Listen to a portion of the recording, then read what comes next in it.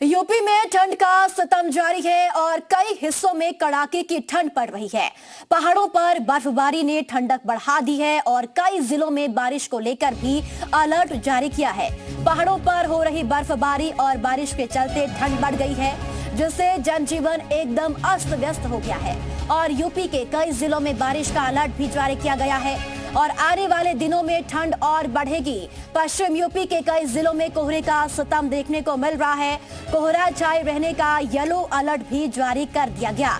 2 दिन बारिश की वजह से तापमान में गिरावट आई है और सर्द हवाओं ने ठिठुरन अब और भी ज्यादा बढ़ा दी है।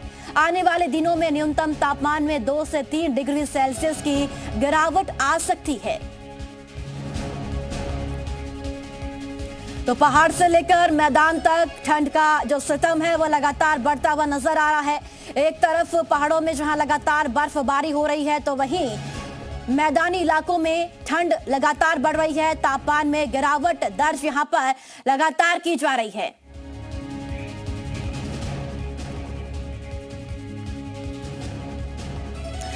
तो पहाड़ों में लगातार जिस तरह से बर्फबारी हो रही है, उसके बाद से मैदानी इलाकों में ठिठुरन बढ़ गई है और साथ ही साथ ज्यादा जानकारी के लिए तमाम जिलों से हमारे सहयोगी हमारे साथ जुड़ चुके हैं। ज्यादा जानकारी देंगे कि वहां पर किस तरह के हालात इस वक्त बने हुए हैं।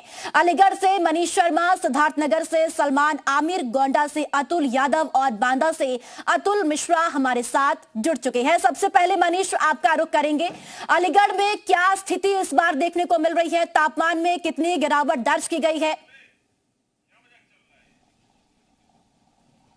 बर्फबाजी हो रही है, उसका असर अलीगढ़ में भी साफ तौर से देखने को मिल रहा है।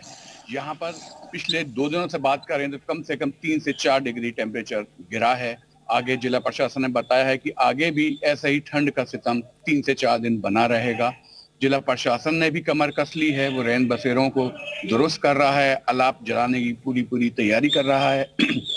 लगातार वो ये एडवाइजरी भी जारी कर रहा है कि सुबह के टाइम जरूरत होने पर ही घर से लोग निकलें, वरना उसको निकलना कम करें सुबह के टाइम। बिल्कुल मनीष, लगातार जो ठंड बढ़ रही है उसके बाद कहीं ना कहीं जो सावधानियां हैं वो भी यहाँ पर बरतने के लिए प्रशासन और मौसम विभाग कह रहा है। सिद्धार्थनगर से सलमान हमारे साथ है। सलमान, सिद्धार्थनगर में क्या स्थिति इस बार देखने को मिल रही है? ठंड बढ़ रही है, उसके बाद प्रशासन की तरफ से जो व्यवस्थाएं की गई है उसकी तस्वीर इस बार क्या है? जी बिल्कुल, मैं बताऊं कि पहाड़ों पे जो बर्फबारी हो रही है इसका साफ असर जो मैदानी इलाके हैं, सिद्धार्थनगर जिला है, यहाँ पे भी देखने को मिल रहा है। ये तराई का बेल्ट है। यहाँ पे आप मेरे पीछे देख सकती हैं कि यहाँ पे कोहरे की अभी एक चादर आपको नजर आ रही होगी। हालांकि सूरज 7 बज रहे हैं, सुबह के सूरज निकल चुका है, इसलिए कोहरे में कुछ कमी तो देखने को जरूर आई है। लेकिन ठंड सुबह 5 बजे और 6 बजे बहुत ही ज्यादा होती है। जो कंडीशन होती है वो एकदम ठिठुरन वाली होती है। जिला प्रशासन और यहाँ का जो नगर पालिका का जो प्रशासन है, इसने जगह जगह पे अलाव की व्यवस्था करी हुई है और साथ ही स्टेशन है, रोडवेज है या और भी जो पब्लिक स्थान है जहाँ पे यात्रियों का आना जाना है, वहाँ पे रैन बसेरे भी लोग संचालित कर दिए गए हैं ताकि लोगों को ज्यादा दिक्कत ना हो।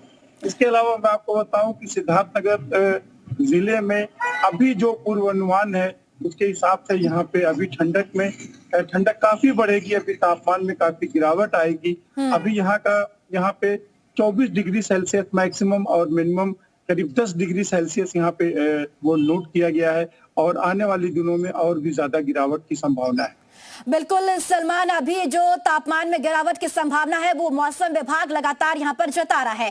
अतुल, अगर गोंडा का जिक्र करें तो वहां पर क्या स्थिति और क्या तस्वीर ठंड को लेकर देखने को मिल रही है? साथ ही साथ जिला प्रशासन ने क्या तैयारियां की है, उनकी क्या तस्वीर इस बार देखने को मिल रही है? देखिए, कल जिस तरीके से दिन भर गोंडा में बूंदाबांदी हुई और पहाड़ों पर लगातार जो बर्फबारी उसका असर गोंडा में देखने को मिला है।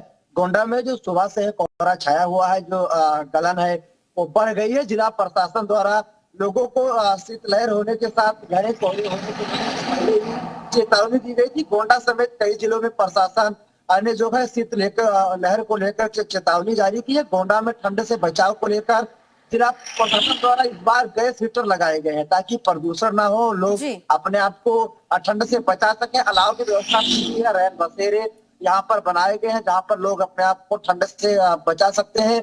साथ ही गोंडा का जो तापमान है वो देर रात 5 से 6 डिग्री रहता है।